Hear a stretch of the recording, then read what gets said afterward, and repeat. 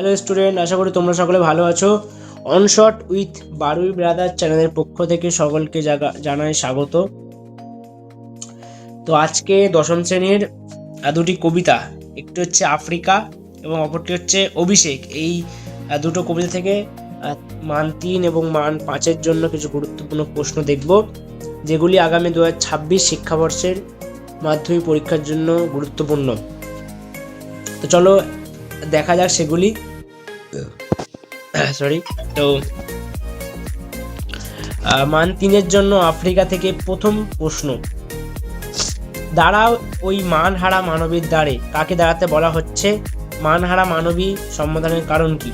2 নম্বর প্রশ্ন, নখ যাদের তীক্ষ্ণ তোমার নেকড়ের চেয়ে, যাদের বলতে কাদের কথা বলা হয়েছে? তাদের নখ নেকড়ের চেয়ে তীক্ষ্ণ বলার কারণ কি? 3 নম্বর প্রশ্ন, এসো যুগান্তরের কবি, যুগান্তরের কবিকে কেন আহ্বান করা হয়েছে?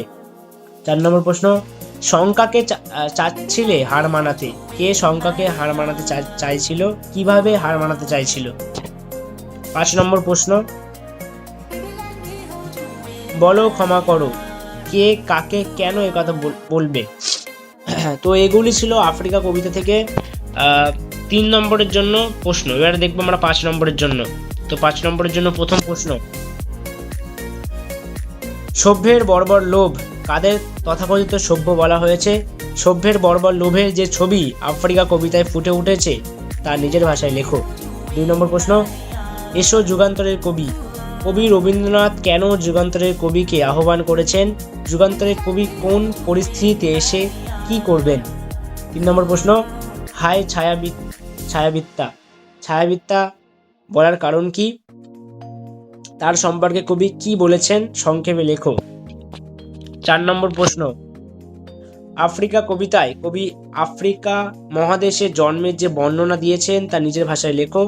আফ্রিকা কিভাবে বন্দী হলো তা আলোচনা করো। 5 নম্বর প্রশ্ন, নগ্ন করলো আপন নির্লজ্জ অমানুষতা, কারা কিভাবে নির্লজ্জের মতো অমানুষতা প্রকাশ করলো? তো এগুলি ছিল আফ্রিকা যে কবিতা, সেখান থেকে 5 নম্বরের জন্য কিছু প্রশ্ন। আমরা 3 এবং 5 দুটোই দেখলাম। এবারে দেখবো আমরা যে অভিষেক, মাইকেল মধুসূদন দত্তের রচিত যে অভিষেক কবিতা, সেখান থেকে 3 এবং 5-এর জন্য গুরুত্বপূর্ণ কিছু প্রশ্ন। চলো দেখা যাক। প্রথম প্রশ্ন, মান 3-এর জন্য অভিষেক কবিতা থেকে প্রথম প্রশ্ন, হাই বিধিবা মম প্রতি, বক্তা কে, তিনি এমন কথা বলেছেন কেন? 2 নম্বর প্রশ্ন, এ কলঙ্ক কৃত, বক্তা কোন ঘটনাকে কলঙ্ক বলে মনে করেছেন? 3 নম্বর প্রশ্ন, জিজ্ঞাসিলা মহাবাহু বিস্ময় মানিয়া, কাকে মহাবাহু বলা হয়েছে, তার বিস্ময়ের কারণ কি? 4 নম্বর প্রশ্ন, কে কবে শুনেছ পুত্র ভাসে শিলা জলে, কে কবে শুনেছে লোকমরি পুনবাচে, বক্তাকে এমন উপমা প্রয়োগের কারণ ব্যাখ্যা করো। 5 নম্বর প্রশ্ন, এ অদ্ভুত বার্তা, কোন বার্তা, কেন অদ্ভুত? এইবারে দেখবো আফ্রিকা কবিতা থেকে 5 নম্বরের জন্য কিছু গুরুত্বপূর্ণ প্রশ্ন। তো প্রথম প্রশ্ন, ঘুচাবো এ অপবাদ বধি রিপুকুলে, এখানে কোন অপবাদের কথা বলা হয়েছে? এই অপবাদ ঘোচাতে বক্তা কি করতে চান? 2 নম্বর প্রশ্ন, এ কলঙ্কপিত, বক্তা কোন ঘটনাকে কলঙ্ক বলেছেন? এখান থেকে তার চরিত্রে কোন বৈশিষ্ট্য প্রকাশিত হয়? 3 নম্বর প্রশ্ন, নমি পুত্র পিতা চরণে বড় জোরে কহিলা, পিতা ও পুত্রের পরিচয় দাও, পাঠ্যাংশ অবলম্বনে পিতা ও পুত্রের কথোপকথন নিজের ভাষায় লেখো। 4 নম্বর প্রশ্ন, অভিষেক করিলা কুমারে, কুমারকে পাঠ্য কবিতা অবলম্বনে কুমারের চরিত্র আলোচনা করো। 5 নম্বর প্রশ্ন, এ অদ্ভুত বার্তা জননী কোথায় পাইলে তুমি, কোন বার্তাকে কেন অদ্ভুত বলা হয়েছে? এই বার্তার পিছনে উদ্দেশ্য কি ছিল?